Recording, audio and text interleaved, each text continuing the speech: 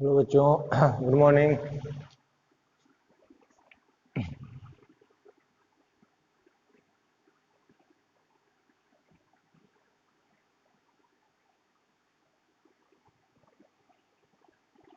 हाँ देखिए, अगली हेडिंग है आपकी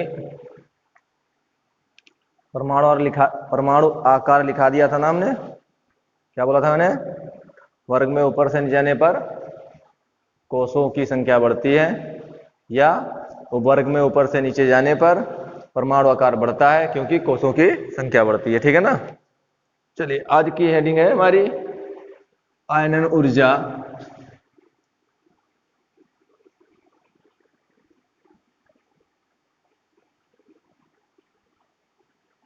आयनन ऊर्जा, आयन ऊर्जा मतलब है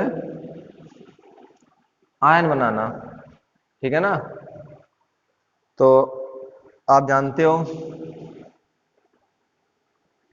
नाइट्रोजन, फास्फोरस, साइज बढ़ रहा है, साइज बढ़ेगा। तो मैंने एक आपको पॉइंट दिया था, जेडएफ समानुपाती आयनन ऊर्जा। मैंने कहा था कि जेडएफ प्रभावी नाभिकीय आवेश, क्या बोला था? प्रभावी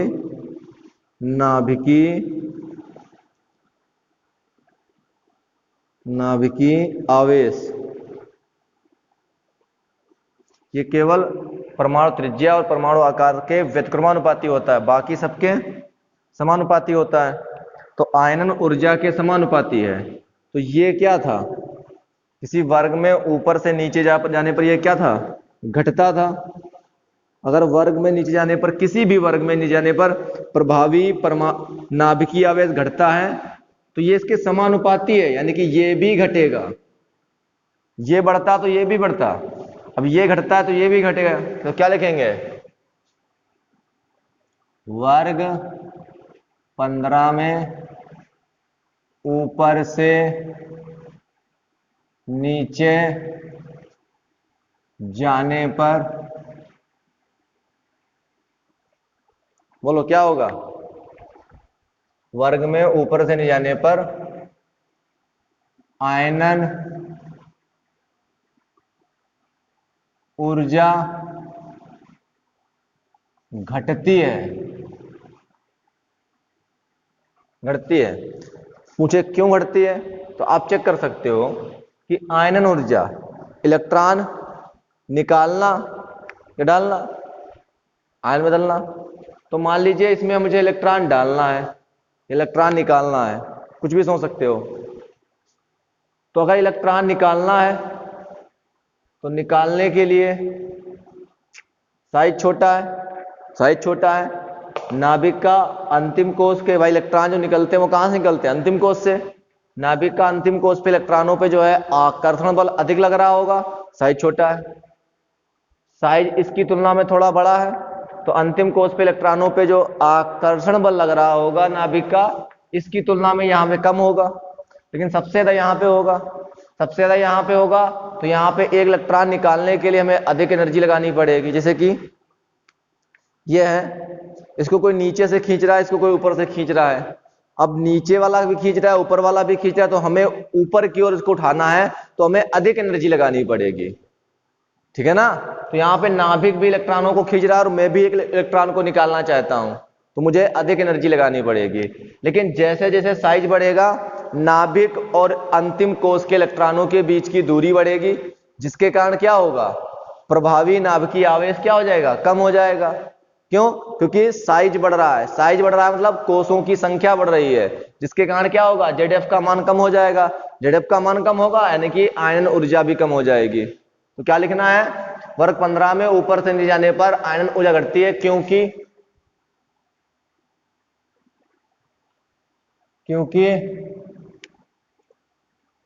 परमाणु का आकार बढ़ता है। क्योंकि परमाणु का आकार बढ़ता है। ठीक है ना? अब परमाणु का आकार बढ़ेगा तो जेडएफ का मान घटेगा, क्यों? क्योंकि ZF जो था हमारा वो व्युत्क्रमानुपाती था परमाणु आकार के। याद है ना, स्टार्टिंग मैंने बताया था। इसको याद रखोगे सारे हो जाएंगे क्वेश्चन। तो ये इसके व्युत्क्रमानुपाती है, एक चीज बढ़ेगी दूसरी चीज घटेगी, ठीक है ना। मैंने क्या बताया, वर्ग 15 में ऊपर से नीचे जाने पर आयनन ऊर्जा घटती है क्योंकि परमाणु का आकार बढ़ता है। परमाणु का आकार क्यों बढ़ता है? क्योंकि कोषों की संख्या बढ़ती है। क्लास फर्स्ट ईयर में पढ़ाओ, कोष किसी को बोलते हैं? एन, ठीक है ना। सेल, सेल बोलते थे इसको, सेल, कोष, ठीक है ना। नोट कर लीजिए।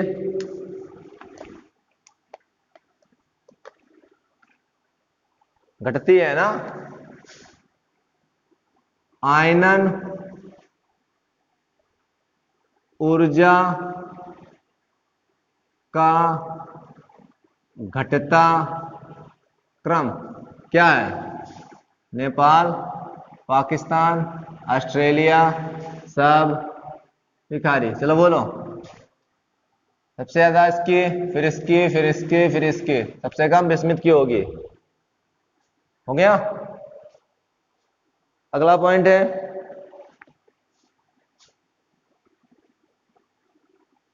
इलेक्ट्रॉन लब्ध एंथैल्पी। Electron gain enthalpy. चलिए, इलेक्ट्रॉन लब्ध क्या होता है बोलो।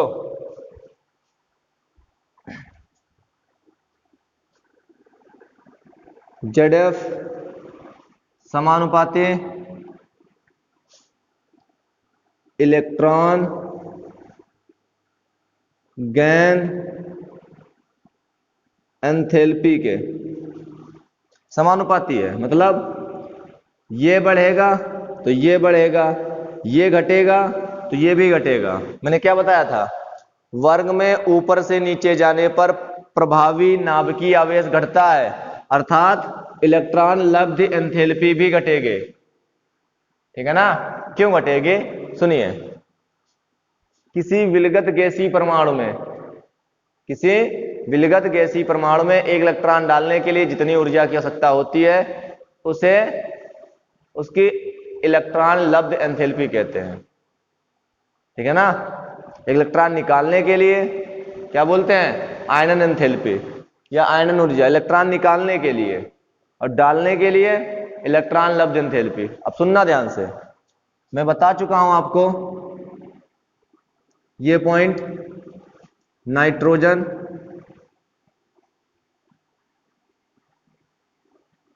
फास्फोरस,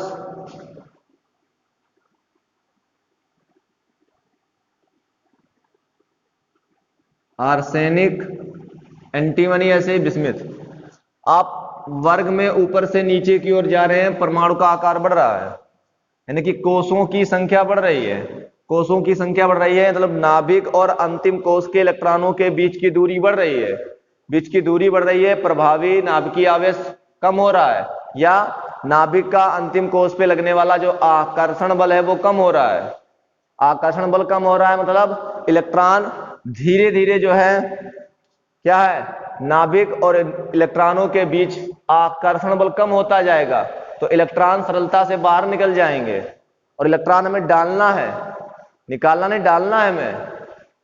तो सिंपल सी बात है, यहां पे एनर्जी ज्यादा है क्योंकि पास में है, तो इलेक्ट्रॉन जब डालना है हमें तो अधिक एनर्जी लगानी पड़ेगी उसके लिए, ठीक है ना। यहां पे और थोड़ी कम इसकी तुलना में, यहां पे और कम, और जितनी जितनी ज्यादा हम दूर जाएंगे कम होती जाएगी, साइज बढ़ता जाएगा। तो मैंने क्या बोला है, इसको लिख लीजिए। वर्ग 15 में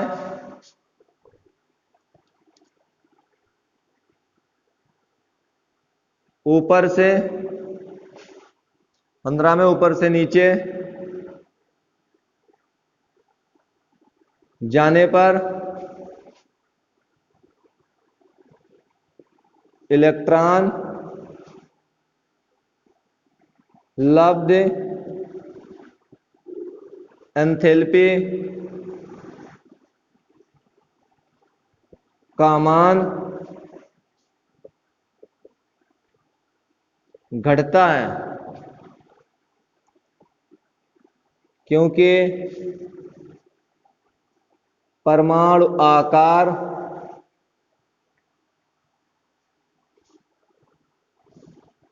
बढ़ता है। इलेक्ट्रॉन लब्ध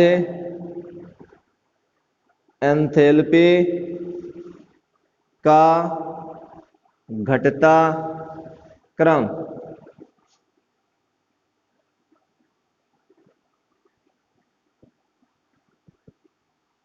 हो गया, इसको नोट कर लीजिए।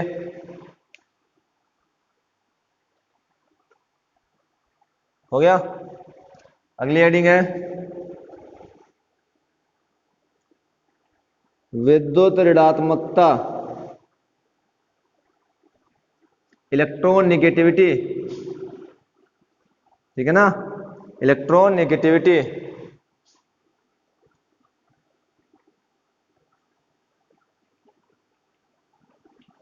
इलेक्ट्रॉन नेगेटिविटी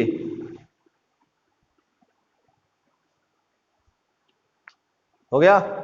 चलिए देखिए क्या लिखोगे, क्या होता है ZF के, मैंने बोला दो चीजें केवल व्युत्क्रमानुपाती होती है, बाकी सब समानुपाती। इसको मैं शॉर्टकट में EG लिखूंगा, electron negativity EN। Electron negativity तो समानुपाती है, ये बढ़ेगा तो ये भी बढ़ेगा, ये घटेगा तो ये भी घटेगा। वर्ग में ऊपर से नीचे जाने पर प्रभावी नाभ की आवेश घटता है, यानी कि ये भी घटेगा। तो क्या लिखोगे, वर्ग 15 में। अब देखिए इलेक्ट्रॉन नेगेटिविटी का मतलब होता है इलेक्ट्रॉन को अपनी ओर आकर्षित करने की क्षमता। इलेक्ट्रॉन को अपनी ओर आकर्षित करने की क्षमता। आकार छोटा है, इलेक्ट्रॉन को, नाभिक इलेक्ट्रॉनों को अपनी ओर आसानी से और प्रबलता से आकर्षित करेगा। साइज यानी कि कोषों की संख्या बढ़ी, यानी कि साइज बढ़ा, परमाणु का आकार बढ़ा।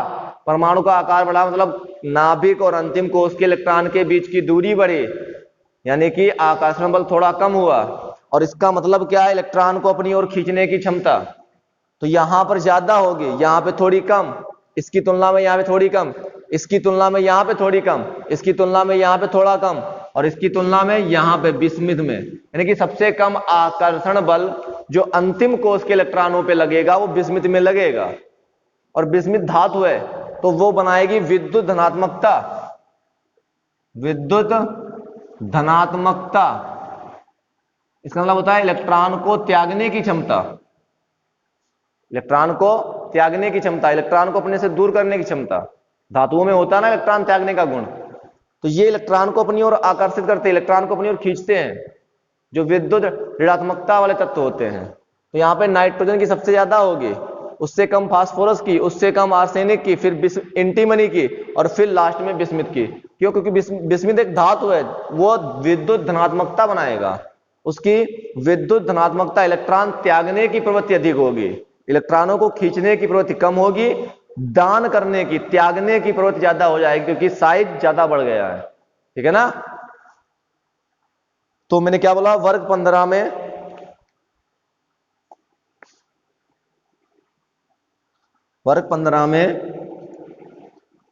ऊपर से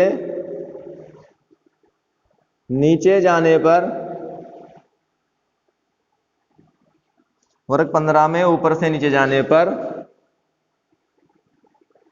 तत्वों की विद्युत ऋणात्मकता का मान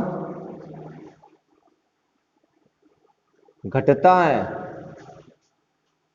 क्योंकि परमाणु आकार बढ़ता है, ठीक है ना, क्योंकि परमाणु आकार बढ़ता है।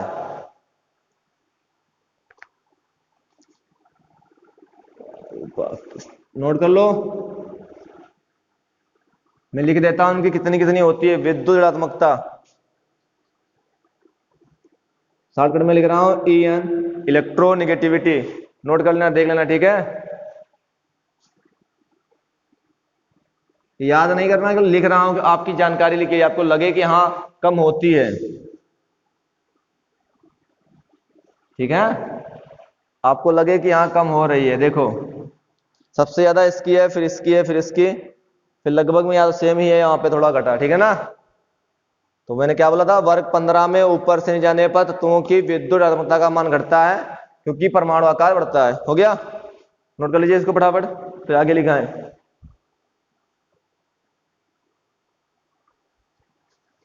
हो गया, चलिए आगे देखिए।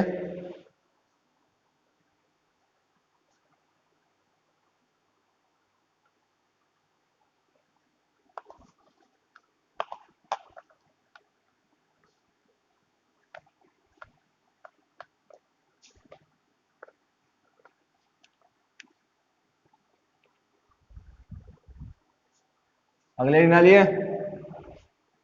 अगली हमारी हेडिंग है इसके बाद में घनत्व।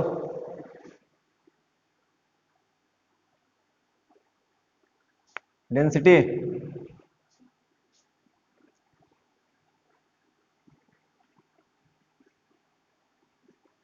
अब देख लो, वर्ग में ऊपर से नीचे जाते हैं तो परमाणु का आकार बढ़ता है। घनत्व का मतलब क्या है, मास। इसका मास ज्यादा होगा उसका घनत्व अधिक होगा, फिजिक्स में पढ़ा होगा। नाइट्रोजन गैस है, फास्फोरस ठोस, ये भी ठोस, ये भी ठोस, और बिस्मिथ भी ठोस, लेकिन ये एक धातु है, ठीक है ना, धातु। आप जानते हैं ठोस प्लस कठोर दोनों होती हैं। तो जब हम वर्ग में नीचे की ओर जा रहे हैं, ऊपर से नीचे की ओर जा रहे हैं, तो कौन सा गुण बढ़ रहा है, धात्विक गुण बढ़ रहा है। अब धात्विक गुण बढ़ रहा है मतलब क्या होगा, घनत्व बढ़ेगा। तो क्या लिखना है आपको, वर्ग 15 में ऊपर से नीचे जाने पर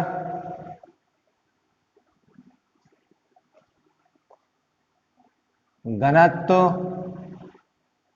का मान बढ़ता है क्योंकि धात्विक गुण बढ़ता है,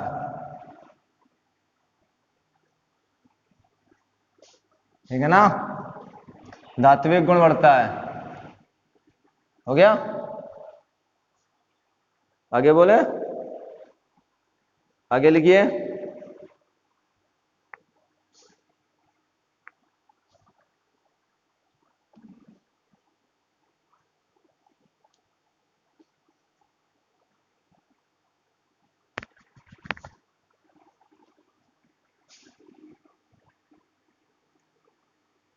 क्रियाशीलता,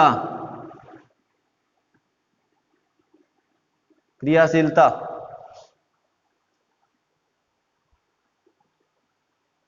हेडिंग है क्रियाशीलता।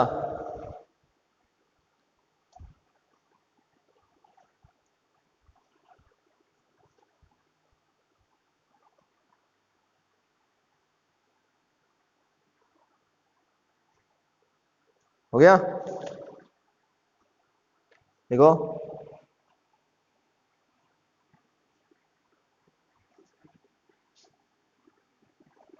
वर्ग में, वर्ग 15 में ऊपर से नीचे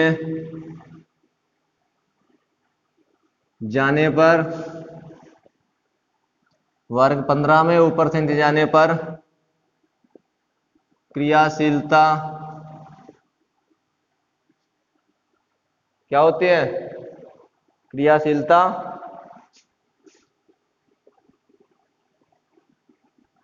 घटती है, ठीक है ना, क्रियाशीलता घटती है।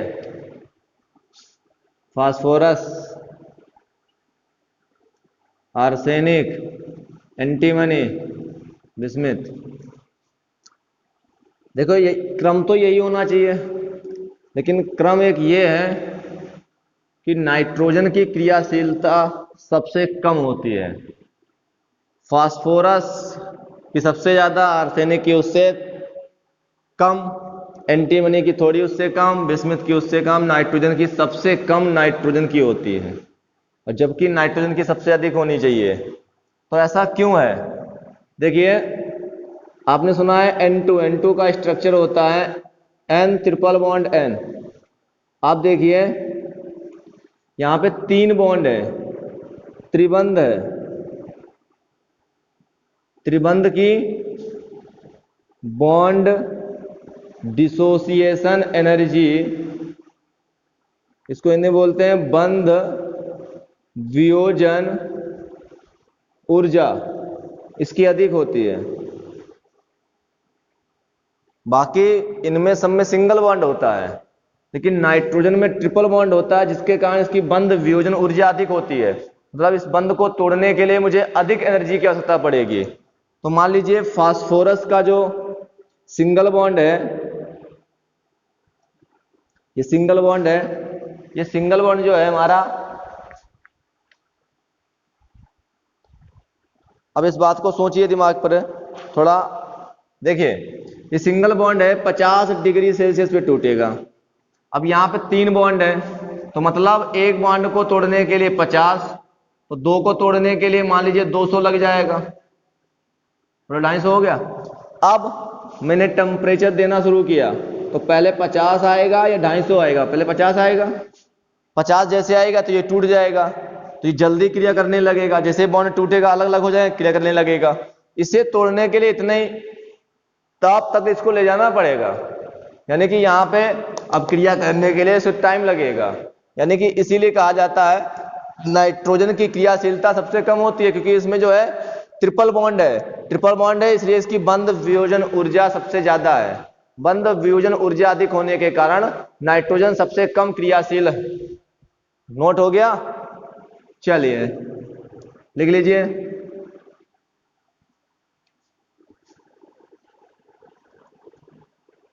वर्ग 15 में नाइट्रोजन तत्व सबसे कम क्रियाशील है, क्योंकि नाइट्रोजन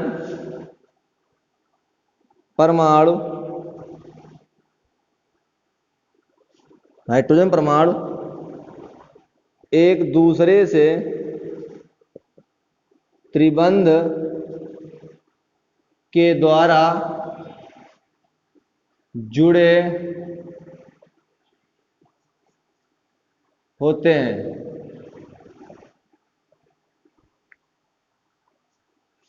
इसलिए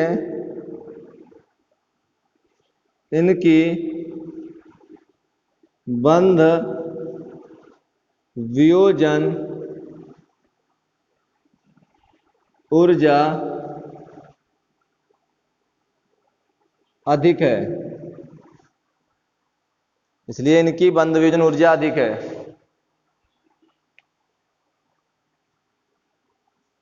हो गया? इसमें ट्रिपल बॉन्ड होता है, देखना कभी भी बेटा N2 लिखा होगा ना, तो वो ऐसे होता है ट्रिपल बॉन्ड। इस ट्रिपल बॉन्ड की बंध वियोजन ऊर्जा अधिक है, पता है ना बंध वियोजन ऊर्जा? सिंगल बॉन्ड की सबसे कम, उससे ज्यादा होती डबल बॉन्ड की, और सबसे ज्यादा होती ट्रिपल बॉन्ड की। बंध वियोजन ऊर्जा, केमिकल बॉन्डिंग चैप्टर पढ़ा होगा, नोट कर लीजिए।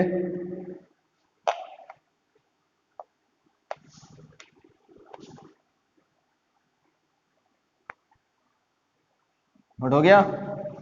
आगे लिखिए। अगली हेडिंग है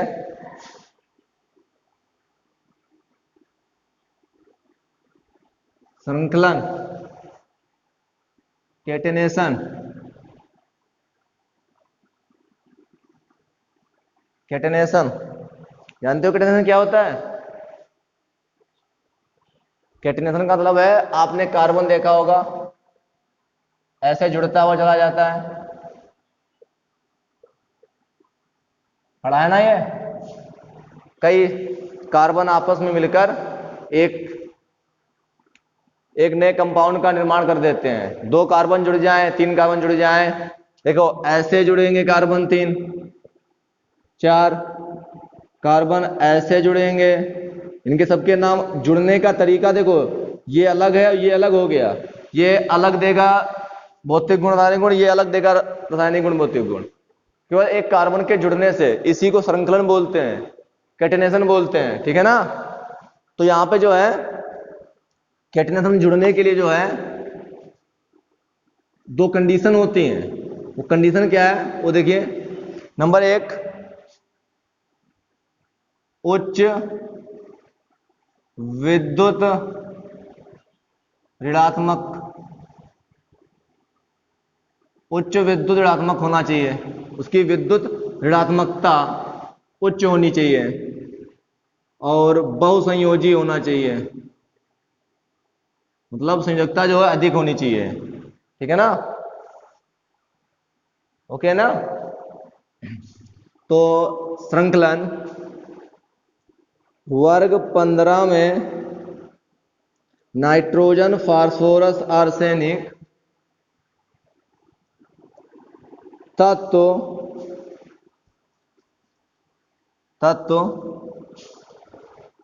श्रृंखलन करके नए यौगिकों का निर्माण करते हैं। केवल तीन ही है, क्योंकि इन तीनों की विद्युत ऋणात्मकता उच्च रहती है, ठीक है ना? और ये बहु संयोजी होते हैं। देखिए ये जो है 3 और +3 दोनों में आता है, ये 3, 5 -3, ये भी यही है -3 +3 और +5, ठीक है ना? तो ये बहु संयोजी होते हैं, इसलिए जो है ये क्या करते हैं, श्रृंखलन का काम करते हैं। नाइट्रोजन, फास्फोरस, आर्सेनिक तत्व श्रृंखलन करके नए यौगिकों का निर्माण करते हैं। ओके, इसको नोट कर लीजिए। अगली हेडिंग है अपर रूपता।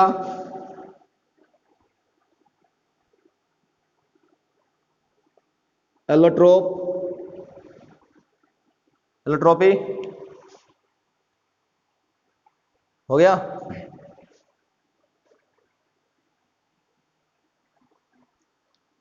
देखिए अपर रूप क्या होते हैं, आपने पढ़ा है कार्बन, कार्बन का अपर रूप ग्रेफाइट,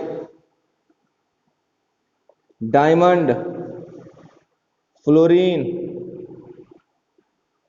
ठीक है ना, कोयला, काजल, बहुत से पढ़े होंगे। कार्बन, कोयला, काजल सब एक जैसा, लेकिन इनके भौतिक गुण सबके भिन्न भिन्न, ठीक है ना? काजल आंखों में लगा सकते हैं, कोयले को आंखों में नहीं लगा सकते हैं। तो कोयले का भौतिक गुण अलग, काजल का अलग। ग्रेफाइट सॉफ्टली मुलायम होता है, डायमंड कठोर होता है। सबके अलग अलग हैं भौतिक गुण, लेकिन रासायनिक गुण सबके सेम होंगे। कह दिया जाए ग्रेफाइट की क्रिया कराओ ऑक्सीजन के साथ तो कार्बन CO2, डायमंड की कराओ CO2, कोई भी हो रिएक्शन वही है।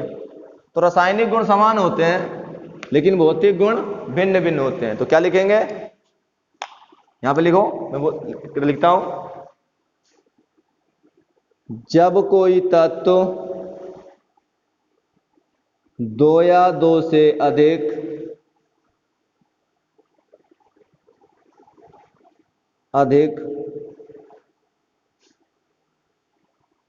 भौतिक रूपों में पाया जाता है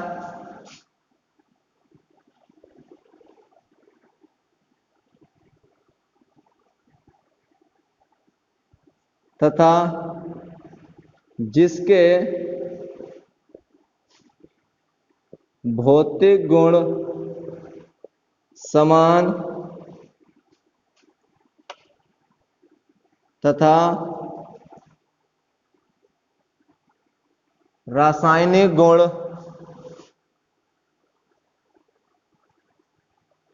भिन्न भिन्न होते हैं, अपर रूप कहलाते हैं। और यह घटना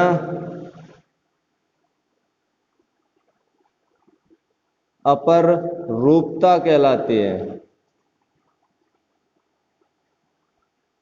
और यह घटना अपर रूपता कहलाती है। वर्ग 15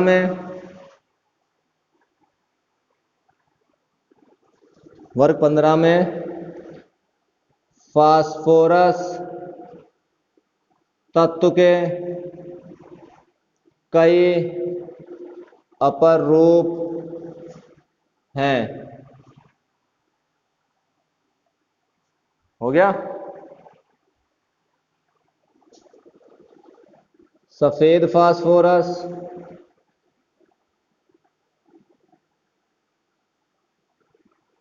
लाल फास्फोरस,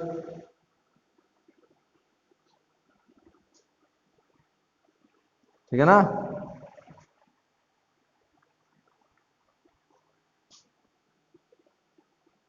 काला फास्फोरस,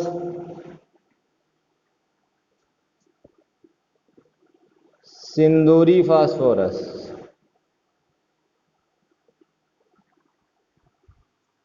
कुछ लोग सफेद फास्फोरस को ही पीला फास्फोरस कहते हैं, क्योंकि इसमें कुछ पीलापन रहता है, इसलिए इसको पीला फास्फोरस भी बोलते हैं। ठीक है, धन्यवाद।